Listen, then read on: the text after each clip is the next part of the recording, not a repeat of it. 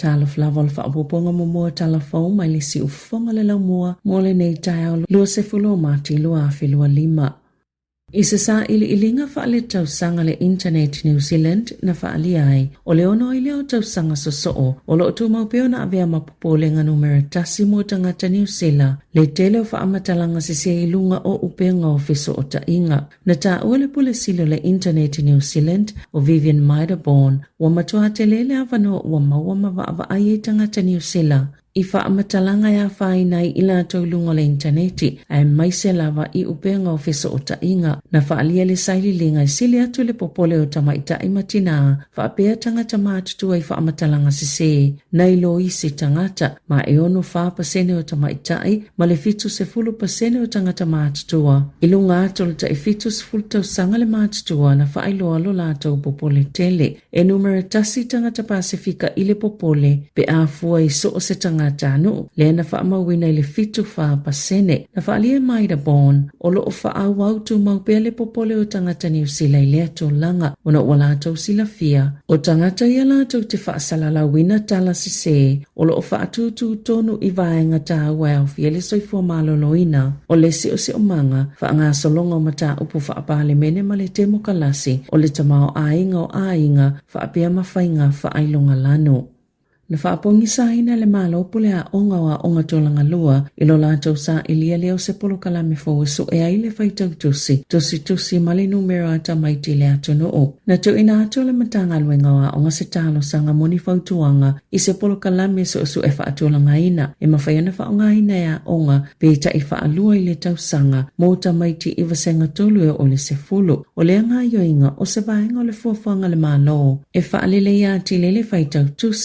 tusi mali numera tamaiti masafa atapula aina mona o tamaiti mai vasenga tolu i le vasenga valu na whailua talua i nei fo i le malo e mawhaia onga o na whaonga polo kalame o lo iai na whaia i tutono New Zealand o le Assessment Tool for Teaching and Learning ma le Progressive Assessment Tests na whaalia le presideno le whaala potopotonga o pule a onga li eno tene i le leite o New Zealand wa matua whaate ia lava i la tau le wala awa le malo mo ni fina ngalo whaafautuanga po ni proposals mo se polo kalame fo ma ele o ngatasi ma whaamatalanga na ta watu ya ila tau o lo fia lava pule a onga e whaawau polo kalame ua yai ai o le ua amatana whaalonga o tule mana onga le minstawa onga Erica Stanford i se polo kalame tasi mo le atunu atoa ma o le tūlanga upopole ai ona o le polo kalame fo e ono ta pena se kampani mai fafo e le isola tau iloa ya onga ma le anganu o New Zealand pe ona whaalia le presideno le whaala potopotonga pule a onga i le atunu o.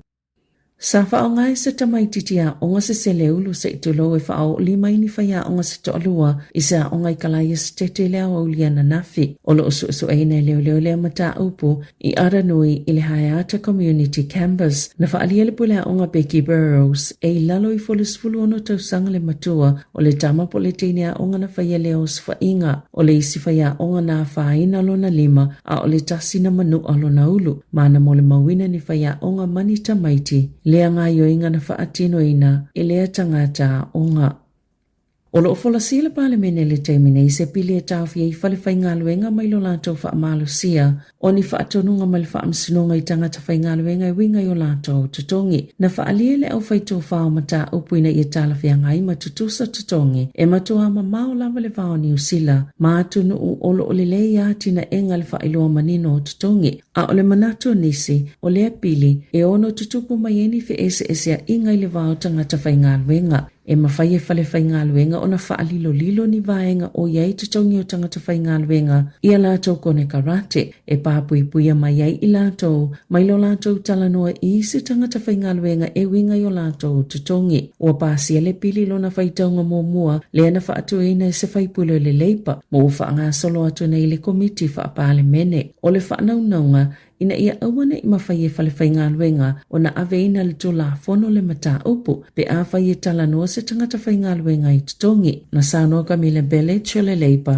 o Ausitalia, Beretania, Kanata, Suetena, Finland, ma Denmark e yeila tu la fono I whaasanga I vaenga o kone karate, a tangata whainga luenga o lo tu sia whaalilo ai, le whaasaona o la tu talanoa isi tangata whainga luenga e winga I totongi, o le whaatanga o tangata whainga luenga I talanoa e winga I o la tu totongi, e ono whasosoane I le whaiti ting o le vava mamao o totongi o tamaita I mali I, whapea fo I tu ainga tangata nu ese, pe ona whaalia le whaipule o le leipa, e valu te sima le lua pasene le vava mamao o totongi o tamaitai, ai mo tamaitai maori whaatustusa I totongi o lii, e tusa mali se fululima pasene, ai mo tamaitai Pasifika whaatusa I le itupa uma o lii, e se fulu fitu pasene.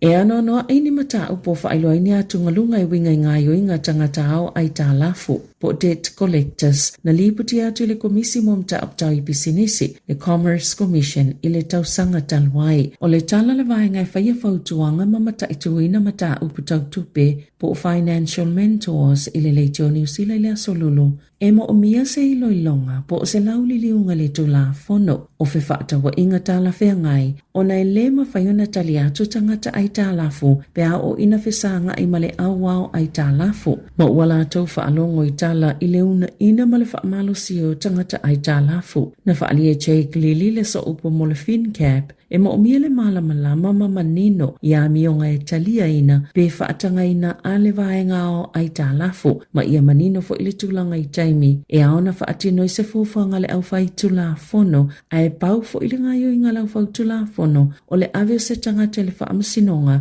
pe a whai ua lava ni moli mau ma mawhai le whaamasinonga o na whai atu e tuu pe tā haufi na saunoa lili e mo o mia le whai o se iloilonga e sa ili ai po a mionga po ngayo inga e te tau o na talia ina. O tangata ni e tele ina whaatutu I ngā yoinga le vaenga o ai tā lafu e tele lawa I tangata mātitiva mai e le mawhaiona tu e tutongi ai tā lafu e iei nisi o nei tangata I le tasi le taimi e wala au peo o atuai ia I la tau. Na whaalia le komisi e mataituina po tau sisia ia te tau o tangata whaatau e iei le matawhai oi a le vaenga o ai tā lafu e lalo tu la fono whaatawa inga tā la whea ngai e le mawhaiona la tau tu ina atu ni whaamatalanga sese po ni whaamatalanga e taita ina sese ai tangata e le te tau foi ono la tau na ina pe whaamalo sia se tasi ina ia tutongi lana ai tā lafu. E fōlinga whaati ngā ulu mō pisinisi ni a ia inga fō mō numero pusameli ona o se polisi fō wal whale meli ale New Zealand Post. E le toi la fōa pe toi whaafo ieni meli I pusameli sao e le vaenga tiliva meli. Na whaalia se company I Dunedin wa whai lava ma misi ni meli tā ua o lo ave atua ini la pata ingo ni whaasalanga yono ave le company I le whaamasinonga. Ai ei fo isa tasi o whaatasinga tele na li potia le silia malilima se fulo ni a fifi o ieni whaamatalanga mo le whaatasinga e whaapea na toi whaafoi I le na lafo ina atuai ma pa uoile numero o ena le sitalai a waile whaatasinga tele ma ngā wai fo ile whaitau se lau atu pena tutongi e stamps po o whaailonga la fotusi o le amatanga o le tausanga neina whaatonu ina ile auti le wameli ele New Zealand Post. O tusi umai whaatua tusi ile nofuanga po le physical address ale company ai o la e iai se pusameli e te tauna toi whaafoi ile e ana le tusi ma ele toi whaatangaina le au whainga luenga. Ona suele numero o le pusameli ma toi tusi pe sui ilunga o le teo tusi. Na toi li potele le teo New Zealand masino Februari. Le usita ia le auti li vameli o le whaatonunga. Ona naulatou ta ua e le o mo mia seisi taimi whaapopo e tusi ai. Le numero sa o le pusameli lunga le teo tusi ina ia o le meli le meo lo ofia ave iai. Na whaalia le New Zealand Post o suinga ia ua whaia e talia tua I le tele o le whaonganga I New Zealand ofisa o ta inga I lunga le interneti I nei vai tau.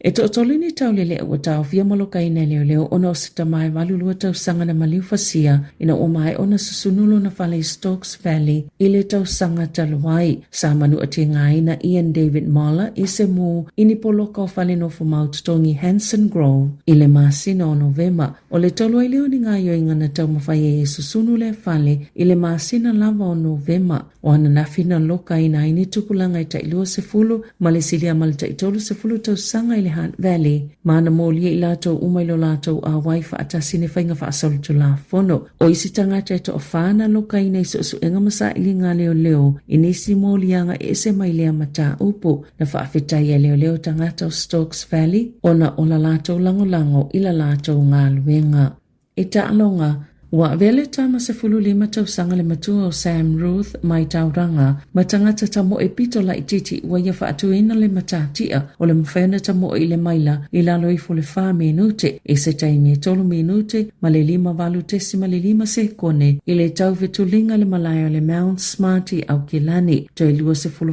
so a tolona se fulu ono tausanga. Na avea foi oia matama pito la ititi tutono New Zealand, manu malo I se tauvanga mole vaenga maatua, Neibia I le tolu afe mita le mamao. Tala fawia ma le si ufonga le la mua, mo le nei vaenga o le tai au.